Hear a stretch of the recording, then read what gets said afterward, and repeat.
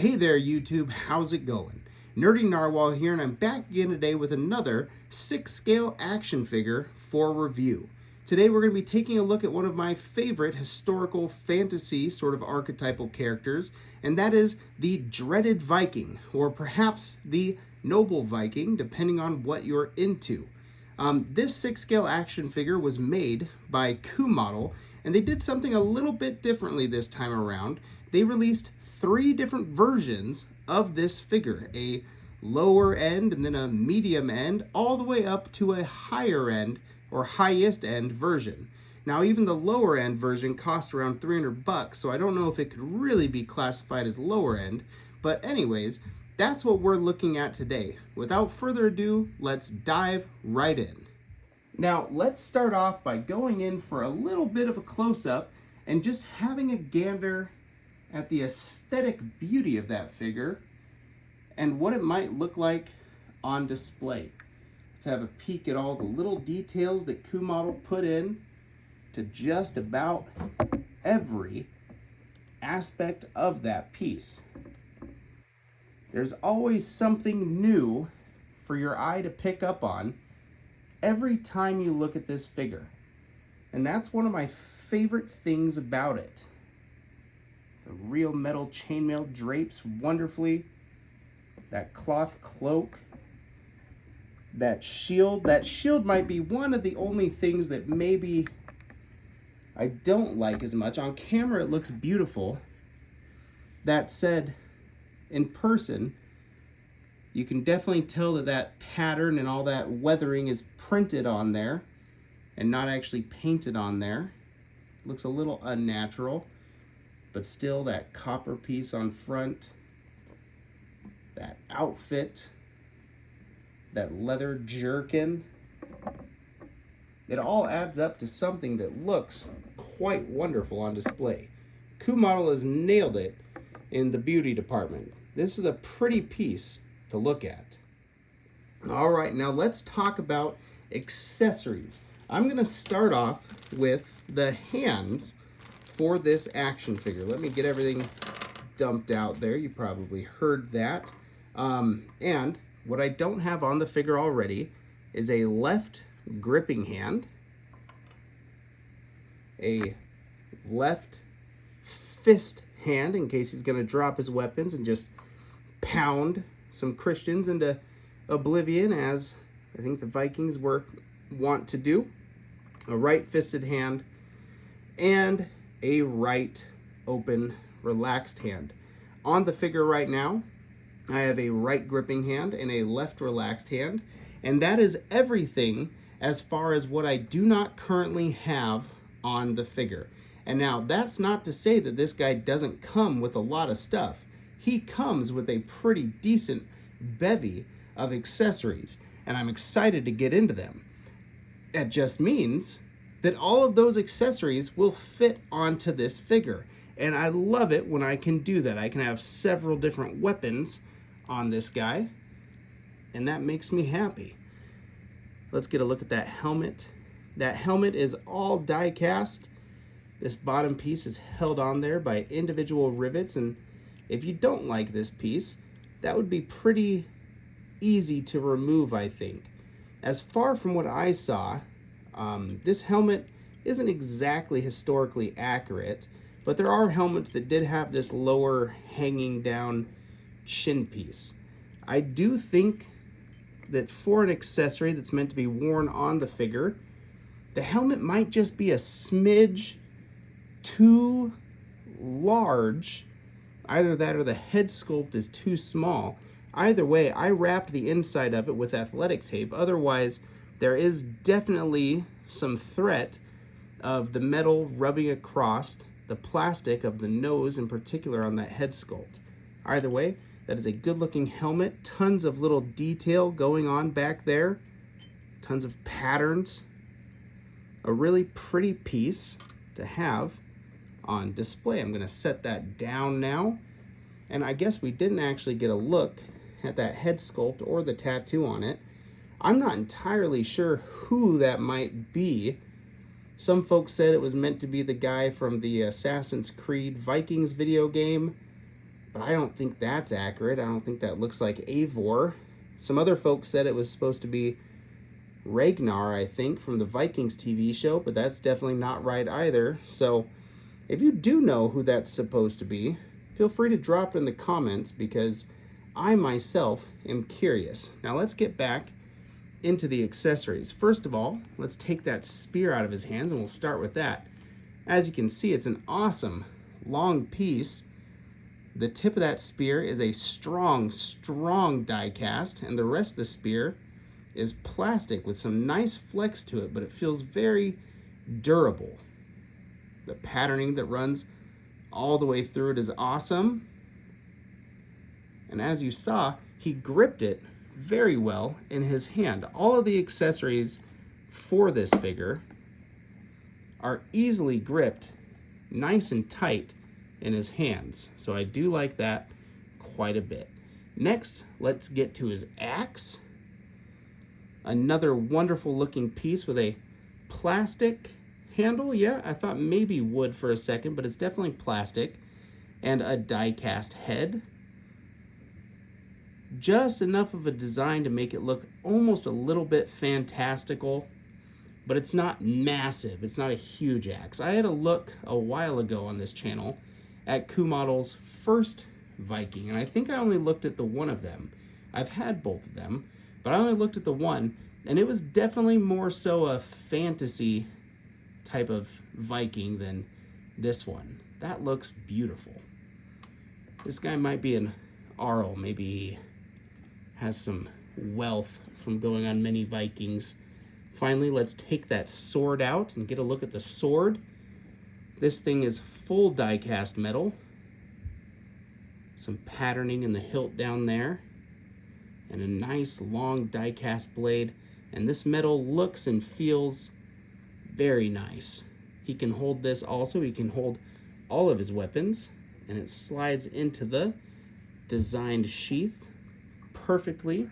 A nice tight fit. And that's just about going to do it for the accessories that could kill people. Let's get to the shield. A nice plastic shield all the way through, minus this part. This part is real metal. And while I do have a minor qualm with how that's printed on there instead of painted, it does look pretty good from a distance. If you just briefly glance at it, you're gonna think, oh, cool paintwork on that shield. It's just little things like that right there where that wear is, like maybe it took a blow. Stuff like that doesn't look quite right to my eye, especially when compared to the more realistic hammered weathering going on for that metal part right there. But I mean, it's still a great shield, still gets the job done. This is quite heavy. And I have noticed when I do have his hand holding the shield, combined with the hefty weight of those gauntlets there, he does tend to struggle a little bit to keep his arm at a bent angle to defend himself. I'm gonna let go, and it just wants to slouch down. So maybe a little bit too heavy for the figure, but I might be able to take that gauntlet off, because that is a heavy, thick metal gauntlet too. And then perhaps he'll be able to hold that shield just a little tiny bit better. And then finally we have this cloak. And now this cloak is held on by a really nice looking pin. Maybe you can see that right now. There is a nice design on it, and it just sort of slips through. Let's see if I can do it on camera. Like that, opens up and slides out. And that's how you would take that cloak off. I realize now, all too late, that spear was probably in the way, but let's shut it. There we go. And slide it on down. All right, there we go. And that looks awesome. And it holds the cloak on very sturdy. Whatever fabric they chose for that cloak hangs very nicely and looks natural doing it. You guys know, if you've been on my channel for a few reviews, I much prefer a nice drape cape as opposed to a wired one. I don't get too crazy with my poses, so if it hangs down nice and drapes well, that makes me happy. think sort of Hot Toys Count Dooku, if you've ever had that figure. His cloak hangs perfectly. That's what I'm looking for. I love that. And I guess maybe the final accessory would be his little bag right here. This bag does have a nice metal sort of cover to it, and you can slide that out right here. I don't know if I necessarily want to do it right now. And open the bag up and put something in there if that's what suits your fancy. So overall, even for this version, which is the most affordable, i.e. the cheapest version of this Viking, you get some really nice accessories. Plenty of accessories, if I'm being honest. And I did prefer the helmet that came with this version and the version that was one step higher on the price point, I think $450. Just because I didn't want to go full on for the winged helmet. The highest price version only came with a helmet with wings, and I believe you can insert the wings and remove the wings, but I wasn't going to mess around with those. I'd rather have something simpler like this. It's going to be a little bit more realistic on the shelf than a winged helmet. I have a Sideshow Thor. That's all the winged helmets that I'm going to need in my collection. Now, one important thing that was kind of hard for me to give up was the real chainmail that came with the other versions. I'm not sure how often Vikings would wear chainmail as opposed to some thicker cloth or a leather jerkin or gambeson or whatever this is. But they did come with a really nice full metal chainmail. Now, I don't necessarily need my chainmail to be full metal, but that was really tempting. The only thing that made me a little bit nervous is thinking about how heavy it might have been on the figure. Now, I do have a CooModel upper body chainmail piece that I was going to perhaps put on this figure later on and cut it at the bicep so you'd be able to see all three. You'd be able to see the leather outer piece, this nice denim feeling cloth underneath, down here at the elbows, as well as the chainmail that would hang on it. Not sure if I'm going to do that completely yet, but I like the idea of it. All right, you guys, we've had a look at the accessories and there are plenty. Now let's get into articulation.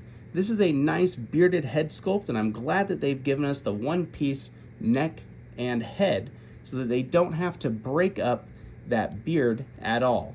And that's connected to the top of the torso. As you can see, you can get some look back, some look down, and you're gonna be able to go left and right and get a little tilt action as much as you need. Not as much as a two-piece head and neck, but again, you're gonna be able to get just as much as I could imagine you would need, especially if you're going to have that helmet on. There we go. Move it to the side there. There we go. It works just fine. Now let's get into those shoulders. He can T-pose out. This outfit is relatively baggy, so it's not going to really hinder his articulation at all. And one thing that CooModel did this time that they did not do, go forward all the way up. One thing that CooModel did this time that they did not do last time is give us their body that has the double jointed elbows. CooModel's first Vikings used their single jointed elbow bodies, and I can never figure out why they did that, because all it did was hinder articulation with a single jointed elbow for a figure that really does not need single joints. It did not necessitate it at all. So I'm glad to see that they've rectified that with the release. Pick my camera back up. All right, camera's back up. We are back at it. So the legs, turning this guy to the side, are gonna be able to kick up all the way to 90 degrees. It has the double jointed knees, so you can get this guy in some awesome dynamic fighting stances. These boots are all a one-piece molded plastic, which I'm really okay with because they got all the details in there, and the paintwork, as you can see, looks like this could be some kind of mixed medium. They did a nice job with that. That said, while you get a little bit of ankle pivot from the softness of those boots, it's going to be pretty tight and pretty limited. They will swivel around and get some up and down for you, but you're not getting the full extent of that 6 scale ankle peg like you would with a figure that had a double cut boot or maybe some real leather sort of boots. But that's just about going to do it. You could pose this guy up really well, and that's what I'm about to do before the next clip. There's a nice little dynamic pose, axe all the way up, hunched over, ready to maybe deflect a blow from one of his enemies and rain down hell with that raised axe. That looks pretty cool. Now let's talk about pricing. Again, I got this guy for a deal on eBay for right around $240-ish. It did not come with the box though. That said, the boxes aren't really super important to me. I'm not a big box saver kind of guy. I really just care about the figure. So get a little bit of a deal, not worry about the box. I was pretty happy with that. I believe at retail, this piece retailed right at around $300. With the shipping and the taxes, you might be a little over or a little under that, but right around $300. And then the next step up, I think, was closer to $350, $400. I'm not really sure, but the legendary Viking was pretty close. Oh, gosh darn it.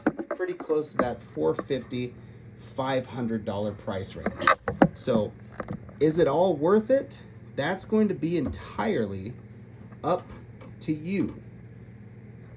I didn't think that the highest price point Viking was worth it. I'm sure it's an absolutely beautiful piece, but I really just needed a Viking in the collection to sit there and look good, and this one did the job. Also, I feel like when I'm looking at historical pictures of Vikings, I see a lot more of this cloth sort of stuff and a lot less chainmail.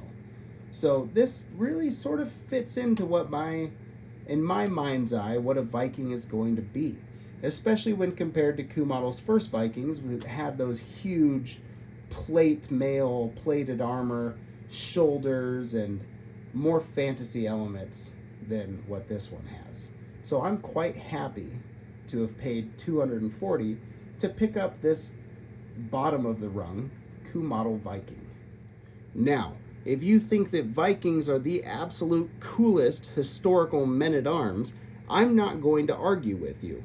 And you need the absolute best, most expensive representation of them in your displays, then just judging by what I've looked at here, it's probably an absolute banger. So if you want to hunt down the legendary edition of this CooModel Viking, I say go for it. But if you don't necessarily need that, go for this one. It is great. I'm really happy with it on the shelves. And all right, you guys, that is going to wrap up my review at the newest CooModel 6-scale Viking action figure. I was pretty surprised to not see any more reviews for this out on YouTube, especially in English. I guess I sort of thought that maybe this was going to be a bit more popular of a release. And while it's sold out on a whole lot of websites, it doesn't really seem like anybody's put a review out for it. So I felt like I was kind of taking a gamble when I picked this up, not knowing exactly what I was going to get, and spending more on it than I did CooModel's first couple of Vikings for something that might have been equal or lesser quality, especially with how CooModel's been going. Some of their stuff is way more advanced than it used to be, but at the same time, you lose some of the toyetic qualities that their figures used to have. Put all those worries to rest. This action figure is an absolute banger, and Nerdy Narwhal fully recommends it if you've been on the fence. Now, if I've missed anything in this review, or you have any questions about the figure, please let me know. I'll respond to comments, and if it necessitates, I'll make another YouTube video, perhaps a short, to help you make an informed purchasing decision. But as it stands, I'm real happy with this guy. If I'd have known how much I was enjoying it now, I wouldn't have waited so long waffling on whether or not I was going to get it in. In fact, I probably would have kept my pre-order with Big Bad Toy Store when they first released, instead of canceling it and using the funds to buy something else. But that's neither here nor there. Anyways, you guys, thanks for watching.